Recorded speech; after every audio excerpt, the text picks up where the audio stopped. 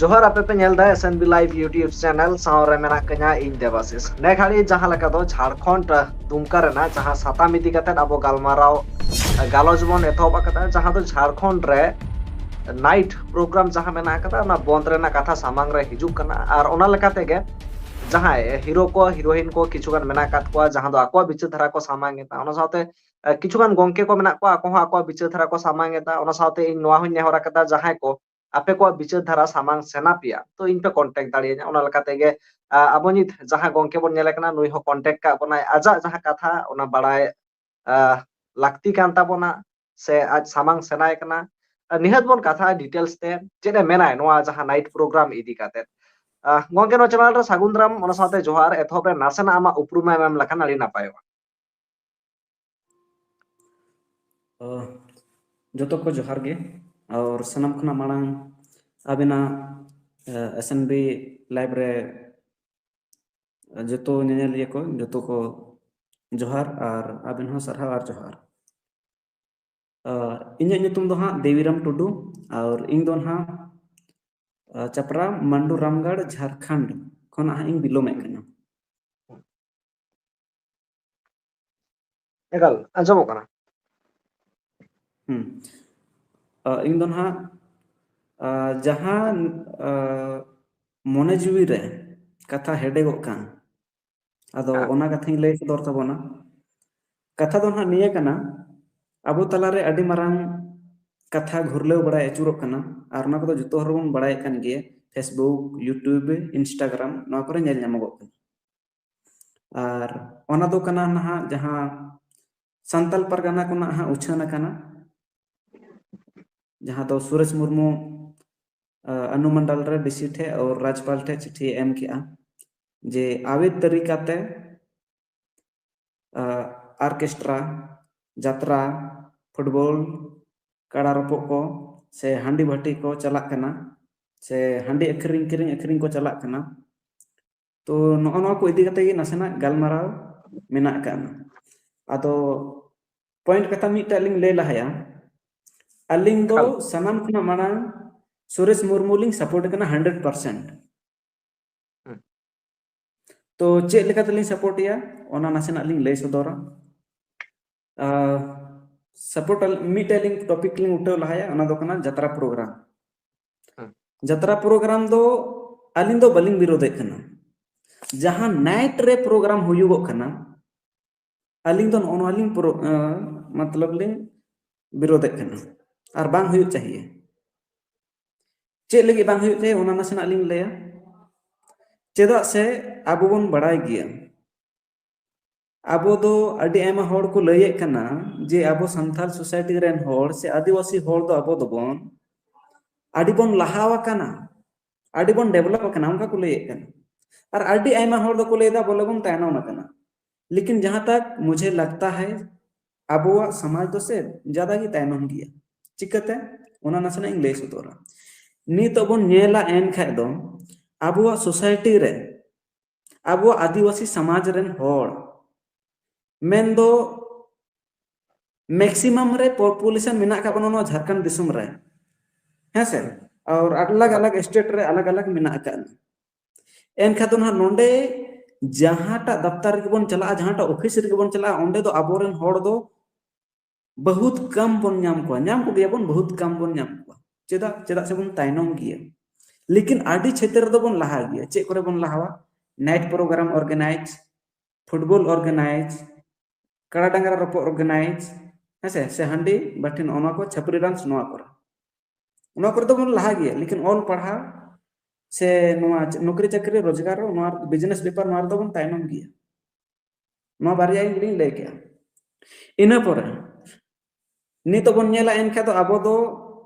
आर्थिक जहांटा की नी तो जहांटा को मेने कना से बोले प्रोग्राम बंद होना चाहिए जहां बंद दे उन दो समाज दयावा कना आया परिवार दयावा और जहांटा जुदी मेने कना नाइट प्रोग्राम बांग बंद दरकार उनी दो आया आर्थिक दयावा कना आर्थिक रे हानि माने आर्थिक डमाडोल कना उनी तो चे लेका डमाडोल कना उनी दो नोनका प्रोग्राम कना निंदा रे 10,000 15,000 रुपया नामे कना जेगी नामे कना एनखाय दो ओनाते आया ओड़ा दुआर चलाक कना आया जहांटा रगी ऑर्गेनाइजेशन बनाव कदा जात्रा पार्टी बनाव कदा ओना चलाक कन ताया तो नोंडे उनी तो निया बाय नेलदा नुकसान चे चे हुयुगोग कना नाइट रिया इन लैया सनम खना मांग जहां री को आंजम केदा बांग बोले नोंडे बारहेट रे प्रोग्राम हुयुगोग कना मान के चले बारहेट रे प्रोग्राम हुयुगोग कना चे प्रोग्राम जात्रा हुयुगोग कना ओंडे दो 3 बजे खना निंदा हुयुगोग कना तो एनखाय दो पैसा को बांग कुड़ा एनखा तो सनाम खना माड़ा नोंडे गी ओकोय दो बोन इदिया मेला नेल ओकोय दो बाबोन इदिया ये जात्रा नेल ओकोय दो बोन इदिया ओकोय दो बाबोन इदिया नोंडे को तपामेना दूसरे बात बोन नेला होर डहार ते चला घुड़ी कुड़ी गिद्रा साम शोषण यौन शोषण अत्याचार हत्या नोआ कना तीसरे लिंग लया जहां दो निंदा कना बिंग किदिंग को जम के को गेर होचोयना को एनखा दो नोंडे ओना तहो को मेना बांग बोले आहागो कदे को चिको कदे को ओनका एटा से चला कना कथा इना परे होर डहार ते चला घुड़ी जुदी जहां गाड़ी रे लाइट बनुना एक्सीडेंट कदे या एनखा दो ओना मिटे घटना हुईना इना परे नोडे बोन नेला जहां प्रोग्राम टांडी रे बोन चला कना ओंडे दो आउट ऑफ कंट्रोल को तहेनो कना जेलका मिटे उदाहरण निंग लेया अब भारत देशम चलाव लगी राष्ट्रपति प्रधानमंत्री मेना का को भारत देशम चलाव लगी और ओना चलाव लगी सप्ताह रे से महीना रे उनका को दुड़ू कना आवश्यकता के अनुसार को दुड़ू कना देशम चलाव लगी राज्य चलाव लगी हो उनका की मुख्यमंत्री राज्यपाल से आर कोई को विधायक को संगे को दुड़ू कना ब्लॉक डीसी हो आया इयरन संगे दुड़ू कना ऑफिसर को संगे दुड़ू कना जिला रे ब्लॉक रे उनका दुड़ू कना नोंडे थाना रे उनका को दुड़ू कना अतु रे अबो तो चेदा बांग बोन दुड़ू कना अबो जहां व्यवस्था मेना मजी व्यवस्था ओंडे बांग बोन दुड़ू कना और बांग बोन दुड़ू कना ओनाते अबोरन कोड़ा गिद्रा और कुड़ी गिद्रा दो ऑटो कंट्रोल रे मेना का को सही और गलत बांग को बुझ नामे कना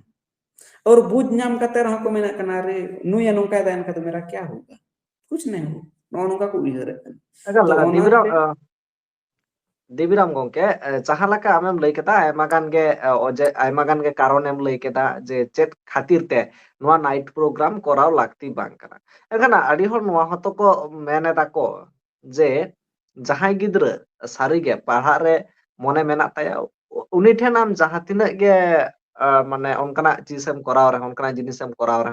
उनी पढ़ा रे गे मने ताहेन ताया ओना दो गिद्रा ठेन गे ठीका आम प्रोग्राम एम कराव दाड़ेया अदो नोआ इदी कते नसना इन लैया जहां तो प्रोग्राम इदी कते अबोरेन ये चिली लैया ना जहां जात्रा पार्टी वाला मेना का कोआ अलिंग उइहर लेकाते से इन उइहर लेकाते नसना थिंकिंग बोन नसना बोन रोड़न होगा सोच बोन रोड़न होगा अब थाउट चेल का बोन रोड़ोया नी तो बोन नेला एनका तो जुदी ओना जात्रा पार्टी जुदी नाइट प्रोग्राम बंदो आसे एनका दो आर्थिक ते अडी को प्रॉफिटा उनको तो खुशी दरकार करना जहां पेमेंट दिया इन नेल काताया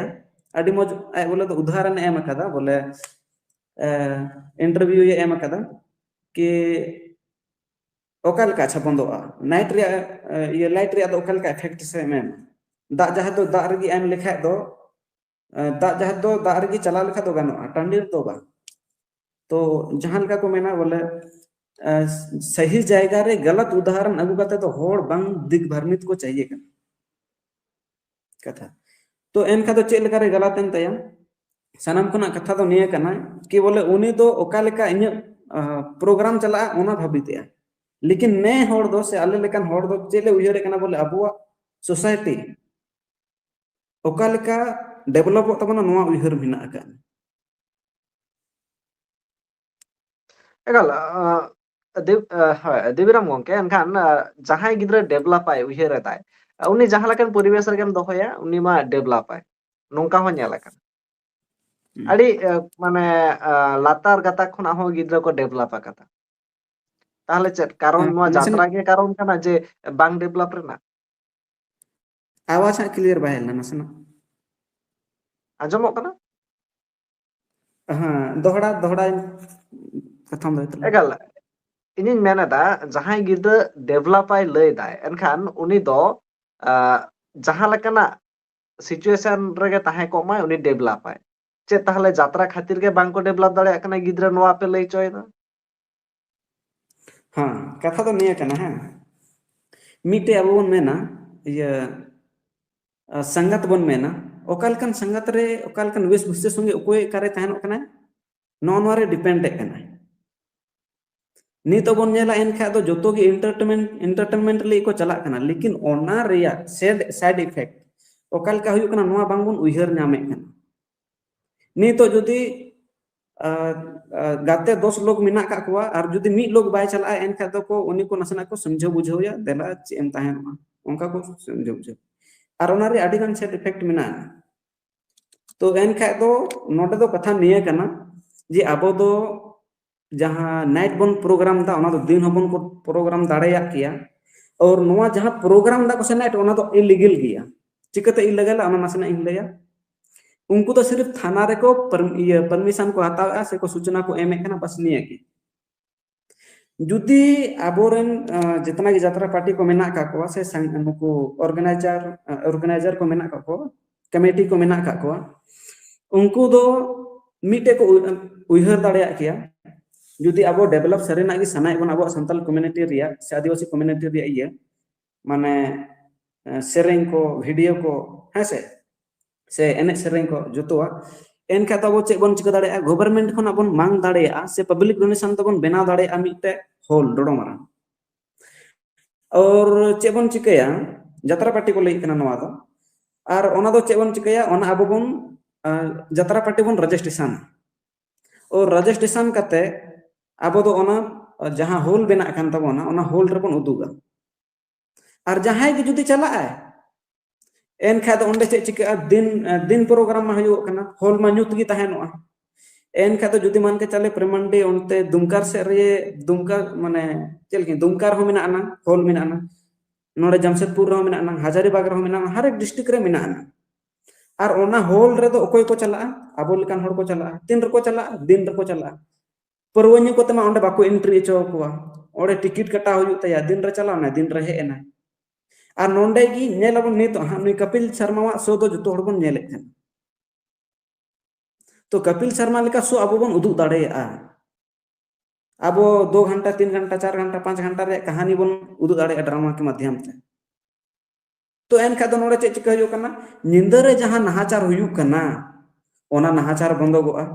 जहां दो को छपरी डांस कना नोडे ड्रामा नुतुम ते जतरा नुतुम ते को ओड़ा को तो उडुगो कना लेकिन भितरी दो उनको तो बाको बोलो कना बाहरे करे जहां तो गलत शब्द को इस्तेमाल कना कवर बड़ाए कना को जहां रे हंडी भाटी मिना ना हंडी को दुकान कदा किरिंग किरिंग हुई कना ओंडे को चला कना ओंडे को न्यूइता न्यू कते आरो नते ये ड्रामा ये यात्रा से को हजुगो कना तो नोनकान कथा इना परे आरो बन नेला एनखा दो मीटे जिनिस ड्रामा कना को से यात्रा को उदुए कना ओंडे बन नेला एनखा दो नोनका को हा को उदुगा 80% तो सच्चाई को उदुगा और माने सच्चाई दुगा माने बेसा को उदुगा और 20% तो नसना गलत ना को उदुगा माने अश्लील नोआ तो ओना तगी निया अब बन बाड़ाया जुदी मी बट्टी तोवारे जुदी निंबू मी ठोप निंबू यम लगावा से एनका तो ओना निंबू की ये तोवा की बर्बाद उतरवा ऐसा तो उनका लगा कि मीटे टुकरी रे जुदी ये मेना ना प्याज मेना ना और मीटे बड़ी प्याज जुदी ओना रे बन डालाव आसे बय बय ते जोतो प्याजे गला ये चे बड़ी चे ओना लेका गी जहां 80% सही को उदुगिदा से तो एनका दो ओना 20% ती जोतो बर्बाद उतर एनखा दो जेल का गी जाय हो नोआ करे नसना बन कंट्रोल ला और मीटे जिनिस नोंडे बन नेला एनखा दो जुदे अबो जहां ये रे बन होल रे बन ये चे प्रोग्राम चे एनखा दो ओंडे देवीराम गंके एनखान आमेम लई चोयदा जे नोंकाना परिवेश खना दो बेस गिद्रा बांको तैयार दाड़ेया चेलका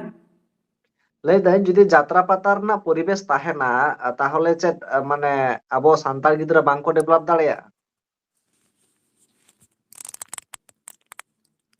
आवाज क्लियर बाजू कान तबेना लई दाइन जुदी नाइट प्रोग्राम ताहेना एनते खान नाइट प्रोग्राम जुदी हुयुआ ताहले सांतार गिद्रा की बांको डेवलप दाड़ेया नोंकान कथाम लई चोयदा ᱦᱳᱭ ᱦᱳᱭ ᱱᱚᱝᱠᱟᱱ ᱠᱟᱛᱷᱟ ᱜᱮ ᱠᱟᱛᱷᱟ ᱠᱟᱛᱷᱟ ᱫᱚ ᱱᱤᱭᱟᱹ ᱠᱟᱱᱟ ᱮᱠᱟᱞ ᱚᱱᱟ ᱡᱟᱦᱟᱸ ᱥᱟᱶᱛᱮ ᱟᱹᱰᱤ ᱦᱚᱲ ᱮᱠᱟᱞ ᱫᱮᱵᱤᱨᱟᱢ ᱜᱚᱝᱠᱮ ᱚᱱᱟ ᱥᱟᱶᱛᱮ ᱟᱹᱰᱤ ᱦᱚᱲ ᱱᱚᱣᱟ ᱦᱚᱸᱠᱚ ᱞᱟᱹᱭᱫᱟ ᱱᱤᱛᱚᱜ ᱡᱟᱦᱟᱸ ᱞᱮᱠᱟ ᱥᱩᱨᱮᱥ ᱢᱩᱨᱢᱩ ᱜᱚᱝᱠᱮ ᱥᱟᱢᱟᱝ ᱨᱮ ᱦᱤᱡᱩᱜ ᱠᱟᱱᱟᱭ ᱱᱚᱣᱟ ᱦᱚᱸᱠᱚ ᱞᱟᱹᱭᱫᱟ ᱡᱮ ᱦᱟᱯᱮᱱ ᱫᱟᱨᱟᱢ ᱨᱮ ᱯᱚᱞᱤᱴᱤᱠᱥ ᱞᱟᱹᱜᱤᱫ ᱛᱮ ᱟᱡᱟᱜ ᱱᱮᱢ ᱯᱷᱮᱢ ᱮ ᱵᱟᱹᱲᱛᱤᱭᱮᱫ ᱛᱟᱭᱟ ᱪᱮᱫ ᱞᱮᱠᱟ ᱞᱟᱹᱭᱫᱟᱹᱧ ᱱᱤᱛ ᱡᱟᱦᱟᱸ ᱞᱮᱠᱟ ᱠᱟᱛᱷᱟ ᱠᱤᱪᱷᱩ ᱦᱚᱲ ᱱᱚᱣᱟ ᱦᱚᱸᱠᱚ ᱞᱟᱹᱭᱫᱟ ᱡᱮ ᱥᱩᱨᱮᱥ ᱢᱩᱨᱢᱩ ᱜᱚᱝᱠᱮ ᱱᱚᱣᱟ ᱠᱚ ᱡᱟᱦᱟᱸᱭ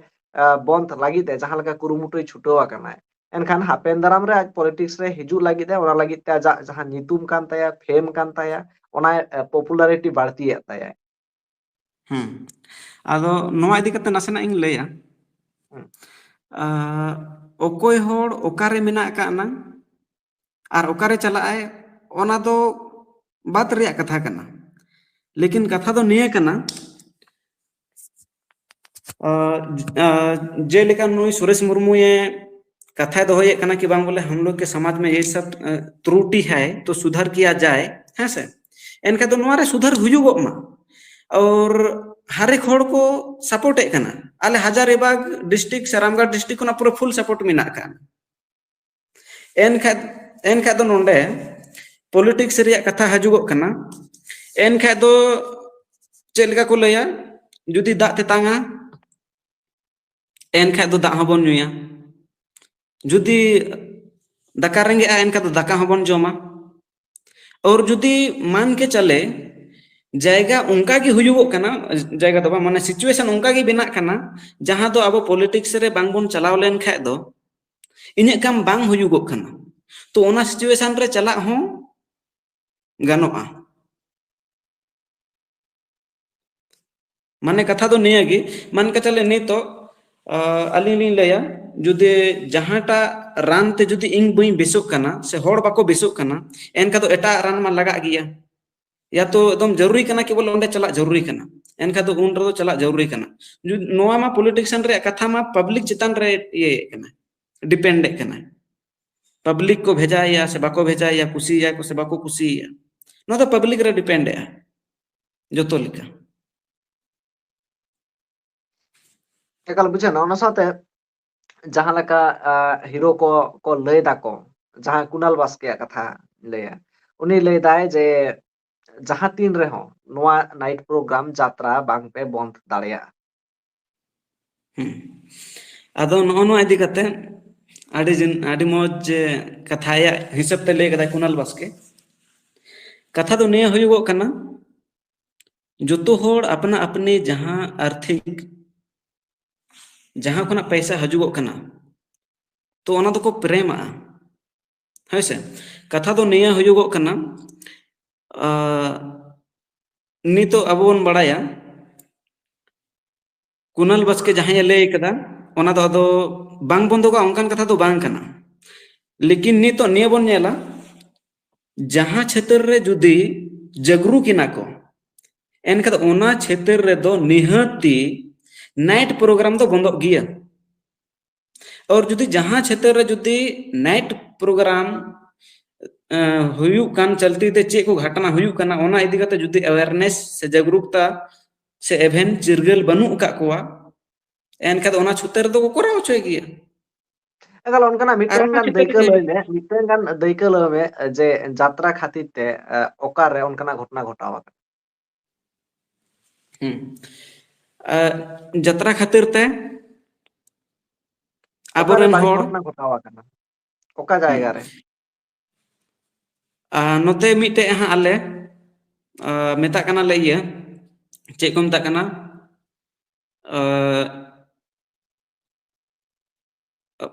इया मनवा बागोदार साइड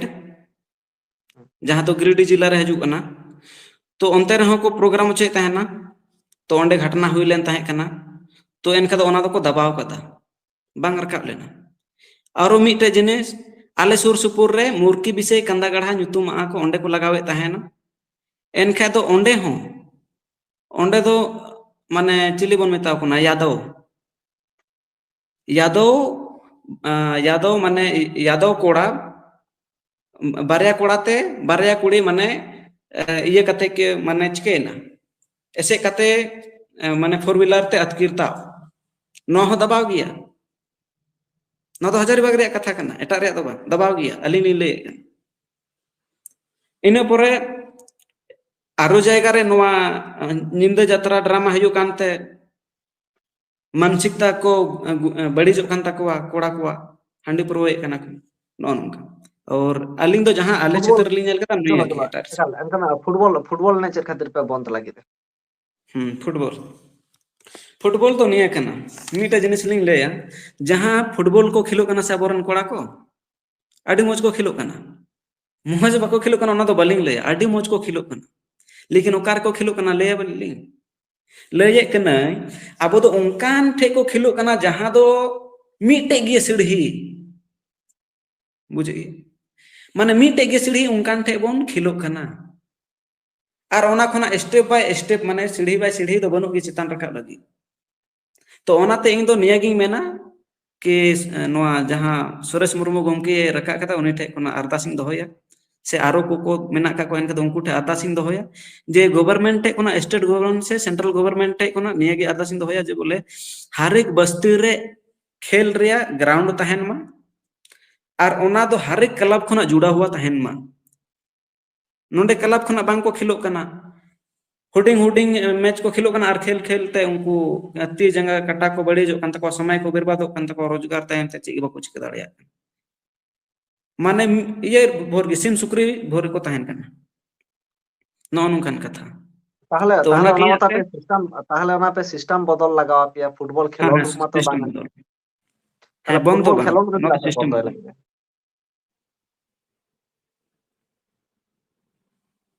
अड़ांग हा बाय सिस्टम जदी बदल पे लेट खान ताले फुटबॉल खेल बंद रेना कथा चदा हिजुक कना सिस्टम बंद रेना कथा हुई पे हां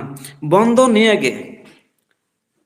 जहां हा आबोरेन कोड़ा गिदरा कुड़ी गिदरा को नेतार हा आले से ना बांग हुयो कना जहां से ये संतरा परगना से शायद हुयो कना चौका से चोना दो जानकार हा बनु गया मतलब कुड़ी गिदरा डांस लगी फील्ड रे को इदिए कुआ उनी तो फुटबॉल रे बांग फोकस करते कुड़ी गिदरा ठे माने अट्रैक्शन होय और ऑल पढ़ाव करते हो या इन दो ही पढ़ा तब इन दो लारे वही कमिया हांडे कुड़ी गिदरा को चला कना जो तो ओंडे फुटबॉल टंडी रे हांडी को इदी कला कुड़ी को चलाव कना ओंडे को एने अचुए कुआ नो तो करे अच्छे सिस्टम नोंडे मा अंका मा ये मा बनु का ये बोले अब सांताल सोसाइटी रे मा अंका मा बनु का ये जे नो दो कंपलसरी ये मेनते लेकिन तो कंपलसरी लिखा को कमी चुए कना भीड़ो लगे हांडी परवा अगुई पे भीड़ो करता बना हा नेनेल दर्शक लोग जो तो अंका भीड़ करते को कराव चुए कना